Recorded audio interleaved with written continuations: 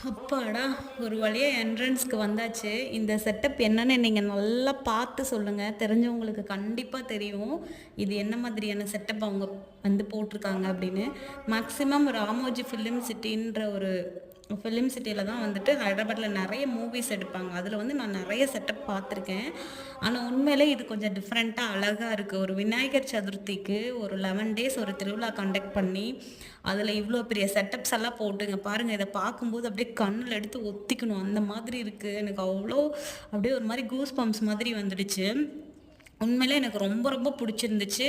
உள்ள எந்த இப்போ வெளியில வந்துட்டு நம்ம பார்த்துட்டோம். எப்படி மாதிரியான செட்டப் போட்டுருக்காங்க. இதுக்குள்ள நம்ம என்ன எக்ஸ்பெக்ட் பண்ணி போவோம் அப்படிங்கிற மாரி. பாருங்க பெருமாள் உள்ள நுழைஞ்ச உடனே பெருமாள் வச்சு அவ்ளோ அழகா இருந்துச்சு. என்னால எடுக்கவே முடியல. ஆக்சுவலா ஃபோன்ல அலோவ் பண்ணவே மாட்டோம். எடுக்கக்கூடாது. நீங்க எடுத்தீங்கன்னா நாங்க ஃபோன வந்து வாங்கிக்குவோம் அப்படிங்கிற மாதிரி தான் சொன்னாங்க. அனௌன்ஸ்மென்ட்ல ஃபுல்லாவே சொன்னாங்க. ஆனா எல்லாருமே எடுத்தாங்க. மேக்ஸிமம் வீடியோஸ் எடுத்தாங்க. அது எனக்கு எட்டல. உள்ள எப்படி இருக்கு அப்படிங்கிற எனக்கு இந்த செட்டப் பார்த்தோனே எனக்கு ரொம்ப புடிச்சிடுச்சு. ஆனா இது உள்ள எப்படி எடுக்கிறதுன்னு எனக்கு தெரியல. ஆனா உள்ளே